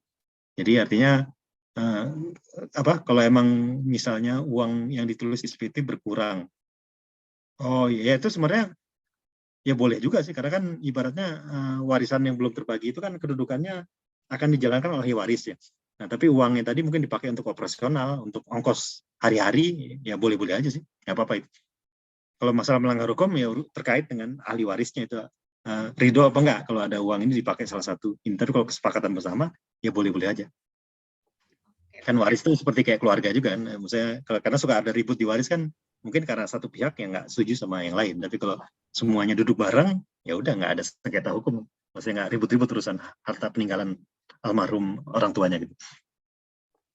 Oke, ngomongin soal tentang apa namanya pajak pribadi, pasti nggak akan jauh dari NPWP nih, kan ya Pak. Ya. Nah, kalau misalnya tidak mendaftarkan NPWP nih Pak, kira-kira itu ada sanksinya nggak sih Pak? Ya sebenarnya kalau di sejak Undang-Undang yang 36 ya 2008 itu kan yang berlaku 2009 kan sebenarnya antara orang punya NPWP sama enggak ada sedikit perbedaan yang dalam hal misalnya terutang pajak ya. Jadi PP21 kalau nggak punya NPWP tarifnya lebih mahal 20%, kan tuh jadi mendorong orang supaya daftar NPWP. Dan sekarang kita lihat malah HRD pada saat karyawan baru diterima itu langsung coba daftar NPWP dulu. Artinya langsung karena dia nggak mau repot nanti kalau penghasilannya di atas PTKP harus nambah 20%, yang nanggung siapa nih, apakah karyawan atau perusahaan kan gitu. Nah, mengenai sanksi sebenarnya memang di ketentuan Undang-Undang Pajak pasal 12 memang self assessment ya. Artinya memang wajib pajak itu tanpa ada permintaan dari pajak yang memenuhi comply sendiri. Nah, terkait dengan sanksi sebenarnya sanksi baik administrasi maupun sanksi pidana juga ada sih. Mesti diatur juga dengan ketentuan-ketentuan yang ada. Jadi di Undang-Undang KUP kita mengatur juga sih sanksi yang tidak mendaftarkan diri, baik sisi pidana ataupun administrasi. Jadi kalau memang dia terlambat buat NPWP, apalagi sampai ditetapkan secara jabatan, nah itu malah lebih kurang bagus karena dia bisa ditarik mundur 5 tahun ke belakang. Jadi artinya lebih bagus sih NPWP mendaftarkan sukarela gitu. Jangan suka nggak rela, maksudnya jadi jangan dipaksa jabatan tapi sukarela. Itu kalau sukarela kan kita mikirnya ke depan, tapi kalau jabatan itu bisa mundur ke belakang. Jadi tidak disarankan sih untuk menghindari pendaftaran NPWP gitu. Sepanjang memang apalagi kalau dia sudah jauh lebih objek. Itu juga. Berarti disarankan langsung daftar NPWP ya Pak? Kalau sudah memenuhi tadi yang kaidah misalnya di atas 54 juta gitu. Jadi sudah melebihi PTKP kan. Sebenarnya kan kalau dia emang penghasilannya setahun cuma 30 juta, kan PTKP 54, itu nggak apa-apa. Nggak usah ini kan, tapi kalau emang dia sudah melebihi itu kan berarti kan sebenarnya kalau di bawah itu kayak mahasiswa. Mungkin Mbak Safitri udah punya atau belum kan, atau mahasiswa lain banyak juga, kok dia punya daftar NPWP, boleh apa nggak? Boleh aja, kadang untuk daftar misalnya menjadi pengemudi ojek online, kan itu syaratnya harus NPWP, padahal dia masih mahasiswa. Artinya KPP pada saat mahasiswa ataupun pelajar pun ya datang, asal dia punya KTP sih misalnya itu, datang yang bikin NPWP akan diproses ya. Meskipun dia secara penghasilan belum ada kan. Jadi tapi kalau udah punya NPWP berlaku ketentuan ya dia wajib lapor setiap tahun sekali dan segala macam seperti itu. Jadi lebih rekomendasi lapor daftar NPWP kalau melebihi. Atau syarat untuk pembukaan rekening kan banyak juga yang harus NPWP. Jadi banyak juga sih mahasiswa-mahasiswa kalau dilihat banyak juga yang sudah ber-NPWP. Cuman lapor apa enggak kita nggak tahu sih, belum survei. Oke, makasih banyak Pak atas jawabannya. Semoga terjawab ya untuk pertanyaannya. Oke, langsung mungkin kita bisa cari-cari lagi kali ya pertanyaan yang lain. Bagaimana melaporkan kepemilikan investasi saham dan sukuk pemerintah? Ini menarik nih Pak. Oh iya. Sebenarnya kita tahu ya bahwa yang kita laporkan itu kan memang ini SPT kan SPT pajak penghasilan. Jadi bukan SPT kekayaan. Itu kadang-kadang mungkin mindset orang yang dipikir misalnya DJP lagi itu posting laporkan sepeda Anda gitu. Maksudnya sepeda kan lagi itu postingan di DJP ada mengenai sepeda yang lagi ngetren, terus ya kesannya mungkin dipikir oh berarti kena pajak lagi dong. Padahal kan yang dikenain pajak kan atas pembelian sepedanya kan. Jadi penghasilan kita kalau beli sepeda tapi bukan atas sepedanya. Jadi bukan pajak sepeda ya. Jadi pajak atas penghasilannya dalam rangka membeli sepeda. Nah ini juga sama investasi kan kita tahu salah satu produk investasi ada namanya saham ataupun sukuk ya ataupun obligasi ya pemerintah. Nah itu sebenarnya dari saham ini kan sebenarnya juga ada terutang pajak ya. Jadi kita tahu kalau saham di Bursa Efek itu kan kalau kita menjual saham ada tarif 0,1% dipotong final. Terus kalau sukuk juga atas kupon obligasinya dipotong 15% kayaknya, misalnya bunga obligasi final. Nah, tapi yang kita laporkan terkait dengan yang ini saham ya kita laporkan di daftar harta kita ya. Jadi kita memiliki saham per 31 Desember, misalnya saham Telkom, saham Indofood, saham apa per 31 Desember berapa yang kita laporkan seharusnya berdasarkan harga perolehan kita ya. Jadi kita laporkan di SPT itu bukan harga pasar. Jadi misalnya saham Indofood akhir tahun 7.500, waktu kita beli harganya masih 6,5. Yang kita lapor di SPT, ya kita lapor harga perolehannya 6.500, karena kan kita membeli 6.500 itu dari penghasilan kita, jadi ngeliatnya ke sana. Nah kalau Sukuk juga gitu, pada saat kita membeli obligasi kita catat sebagai ya pembelian yang kita keluarkan untuk membeli obligasi. Kita laporkan kan kode-kode harta pribadi itu ada kan, ada kode-kode investasi, ada obligasi, ada saham, ada nomor sendiri kan di dalam petunjuk di SPT itu. Ada kode 031, ada 041, berbagai macam jenis harta-harta yang dimiliki orang pribadi. Jadi yang dilaporkan baik kepemilikan saham, harga perolehannya maupun Sukuk, dan juga kalau menelurkan penghasilan berupa misalnya ada penjualan saham ataupun ada dividen diperoleh dari saham yang kita tempatkan, kan itu dipotong PPh final 10%. Nah itu berarti kita laporkan juga, sama bunga obligasi kita laporkan. Jadi semuanya ya sebaiknya kita laporkan. Tapi laporkan bukan berarti membayar. Itu yang kadang-kadang masyarakat suka berpikiran yang kesannya kok negara kok semuanya dipajakin gitu. Sepertinya gitu kan. Ada misinformasi juga. Oke, ternyata lumayan ini ya Pak, lumayan banyak peraturan ya Pak kalau misalnya ingin melaporkan suatu hal itu. Iya, makanya kadang-kadang kita yang paling penting sih pahami konsepnya kan. Maksudnya konsep penghasilan tadi, dari penghasilan dipakai untuk konsumsi sama kekayaan. Kalau dari situ mau penghasilannya misalnya kripto apa yang sekarang Bitcoin segala macam kan pasti akan lari ke situ. Kita mindsetnya kita ada arus uang nggak untuk membeli itu kan. Jadi harta itu kan pasti diperoleh dengan pembelian, pengeluaran dana. Nah pengeluaran tadi dari penghasilan kita yang udah dipajaki belum? Udah ya, udah aman.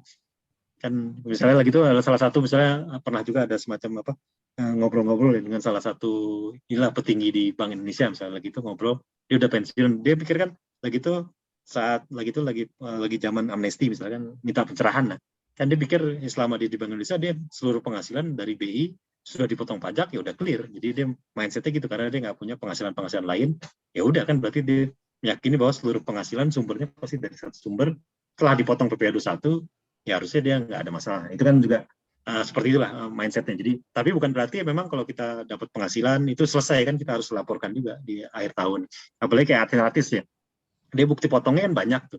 Nah itu bisa menimbulkan adanya kurang bayar. Kadang-kadang masyarakat yang belum gitu tahu kan dianggap pajak dipotong itu sudah final. Padahal setelah digabung masih ada timbul kurang bayar. Makanya perlu edukasi dan pendekatan yang humanis nih terhadap yang kayak gitu. Maksudnya kalau pendekatannya terlalu enforcement itu juga kayak pajak DJP sekarang pendekatannya lebih ke humanis kan, masih pendekatan yang sukarela. Karena DJP kalau kita tanya lebih senang voluntary compliance dibanding enforcement yang terlalu ketat. Karena kan dia manusia juga sama kayak kita kan, jadi pasti lebih senang ngadapin orang yang mau bayar ya tanpa perlu dipaksa-paksa gitu. Seperti itu. Oke, makasih banyak Pak atas jawabannya. Semoga terjawab ya untuk pertanyaannya. Mungkin kita punya waktu untuk satu pertanyaan lagi kali ya Pak. Ya boleh. Mungkin Bapak mau jawab antara yang mana Pak? Bisa. Boleh. Ini juga terkait 25% kita tahu itu memang untuk ini ya, wajib pajak badan terutama. Itu memang sejak Undang-Undang Cipta Kerja syarat 25% itu hilang. Jadi saat ini mulai 2 November sampai hari ini dan ke depan itu berarti kalau badan menerima dividen dari badan lainnya meskipun kepemilikannya hanya 10% itu bukan menjadi objek pajak lagi ya sejak Undang-Undang Cipta Kerja berlaku. Tapi kalau orang pribadi menerima dividen kan kita tahu ada pajaknya 10%. Nah di ketentuan Cipta Kerja dibunyikan bahwa ada syarat selama 3 tahun harus diinvestasikan. Jadi ada syarat ya, kalau mau dibebasin pajak. Jadi uang dividen itu yang kita terima jangan dipakai untuk jalan-jalan ke Tanah Abang ataupun belanja, tapi ditempatkan di produk investasi yang diatur. Selama 3 tahun baru pajak 10%-nya bisa digratiskan gitu. Itu ketentuan yang terkait dengan dividen. Oh, menarik ya Pak, ternyata sekarang banyak peraturan-peraturan baru. baru. Banyak opsi. Ya, apalagi di saat pandemi itu mulai dari 2020 Maret sampai sekarang kadang-kadang ya kita jadi update juga. Makanya kalau kita diperpajakan tapi kudet gitu kurang update, ya pasti banyak ketinggalan juga, terutama yang kebijakan. Belum lagi yang misalnya apa PPNBM yang mobil kan 0% kan dari Maret sampai Mei, terus yang rumah 2 miliar apa namanya ditanggung pemerintah kan, itu menarik gitu. Jadi kan di saat-saat sekarang kan di saat orang mau beli mobil misalnya langsung karena memang ada pengurangan. Ya kayak kemarin habis survei di salah satu showroom kan sekitar 18 juta turun juga tuh yang Mitsubishi misalnya Expander harganya turun 18 juta sampai over sold out lah gitu. Jadi orang yang mau beli sekarang cuma bisa dapetin diskon PPNBM yang 50% yang sejak bulan Juni. Jadi belum disiapkan mungkin armada kapasitas. Jadi pasar itu bereaksi cukup bagus terkait dengan insentif PPNBM mobil. Contoh. Oke, terima kasih banyak Ya. Pak atas Terus yang jawabannya mana lagi? beberapa pertanyaan tadi. Hmm. Karena waktunya yang terbatas, kita nggak bisa jawab semua pertanyaannya nih Pak. Sayang sekali ya. Mungkin kalau misalnya ada pertanyaan-pertanyaan yang tadi belum dijawab, bisa langsung kontak Bapaknya nih. Tadi kan ada nih kontak boleh. kontak Bapaknya. Mungkin bisa di-follow IG-nya atau LinkedIn-nya, terus bisa di-chat Bapaknya gitu untuk pertanyaan-pertanyaan yang tadi mau ditanya. Ya boleh. Atau di kolom-kolom komen juga bisa, komen-komen di postingan Tech School kan bisa. Pokoknya pakai saluran apapun lah. Oke. Ya, silakan bebas. Oke, dari materi yang tadi sudah disampaikan oleh Bapaknya, aku jadi tahu nih ternyata banyak banget ya opsi-opsi yang bisa kita ambil kalau misalnya berkaitan dengan pajak gitu. Mulai dari YouTuber juga ternyata bayar pajak loh guys gitu. Bahkan pajaknya juga nggak cuma satu jenis ya Pak, ada 2 jenis ya kalau misalnya kita YouTube sendiri dan YouTube bareng dengan agensi gitu. Nah, hal-hal kayak gini menarik kan ya. Nah, maka dari itu kalau misalnya kalian ingin dapetin banyak informasi-informasi lebih lanjut tentang perpajakan, mungkin bisa langsung follow aja IG taxschool.id atau tax center juga, karena di situ banyak banget akan ada informasi-informasi terbaru tentang perpajakan. Apalagi sekarang pandemi ini regulasi-regulasi perpajakan banyak yang berubah gitu kan ya Pak. Ya, update terus ya. Sekarang ngerespon permintaan konsumen dan ekonomi kita lagi mencoba untuk bangkit kan Indonesia. Oke, mungkin kita bisa langsung aja masuk ke agenda selanjutnya, yaitu closing statement. Mungkin dari Pak Rizky Dharma ada statement yang mau dikasih. Oh iya.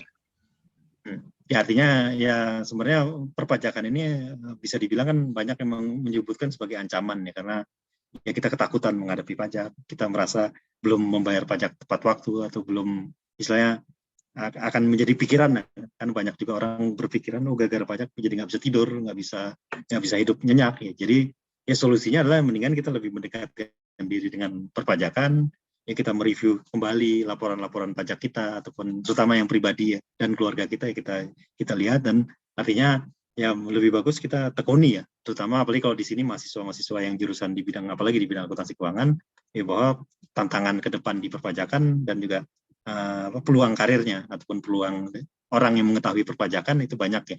Jadi artinya ya mumpung emang perpajakan daripada menakutkan, mendingan kita dekatkan, kita mendalami lebih jauh, kita sering bersharing dan juga sering mengikuti ya update-update peraturan, sehingga lama-lama ya pajak itu sesuatu yang menyenangkan dan juga ya bisa menjadi bagian dari karir kita juga ke depannya, baik sebagai karyawan maupun sebagai pengusaha misalnya. Itu aja.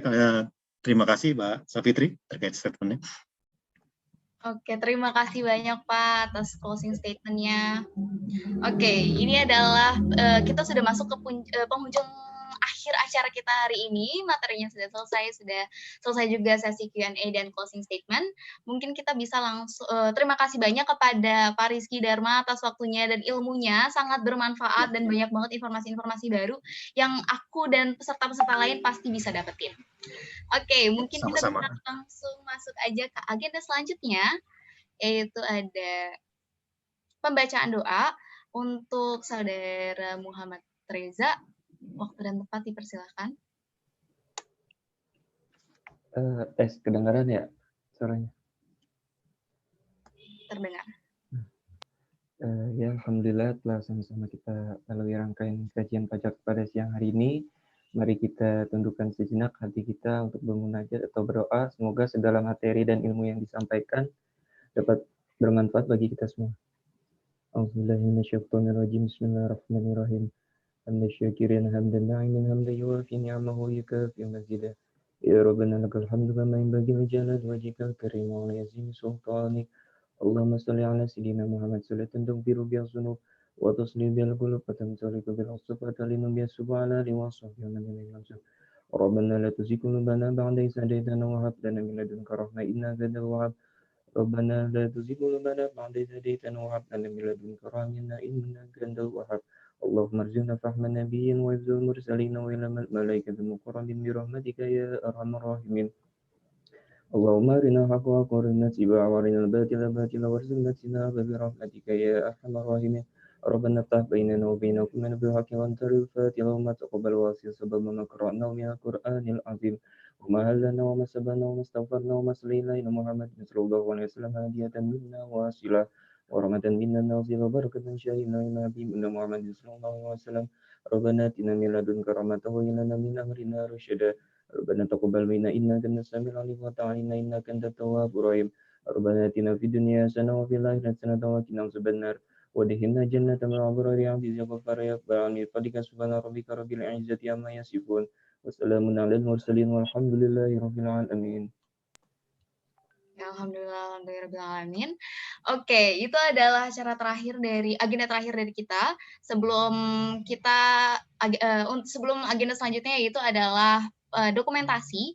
Nah, tapi aku pengen ingetin dulu nih ke teman-teman sekalian sebelum nanti kita keluar atau penutupan untuk mengisi feedback form sebagai dasar absensi untuk nanti dikirimin e-sertifikatnya dan juga materi yang tadi baru aja kita bahas. Jadi jangan lupa untuk diisi ya feedback formnya kalau misalnya kalian mau dapetin e-sertifikat.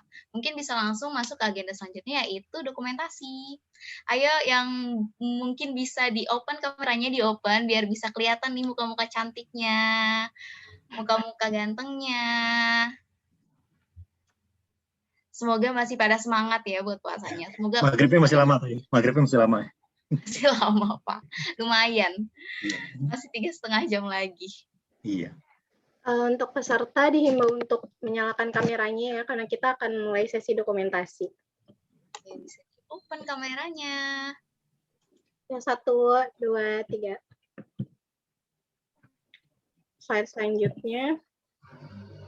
1, 2, 3.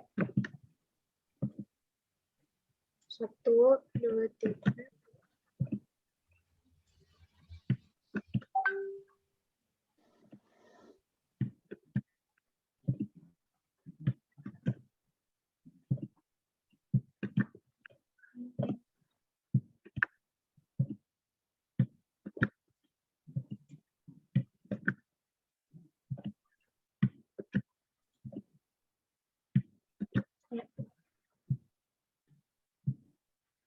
Baik, sesi dokumentasi sudah selesai.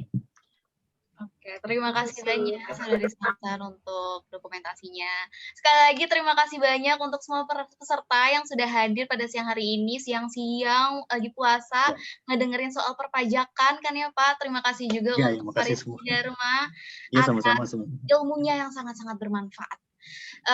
Oke, mungkin itu aja dari aku sebagai MC dan moderator. Aku pamit undur diri juga. Terima kasih atas kehadirannya. Semoga kita bisa bertemu lagi di kajian-kajian panjang selanjutnya. Gitu. Terima kasih. Dadah semuanya. Yo, terima kasih semua. Semoga puasanya lancar. Semangat. Kita masih punya 3,5 jam lagi sampai berbuka. Iya.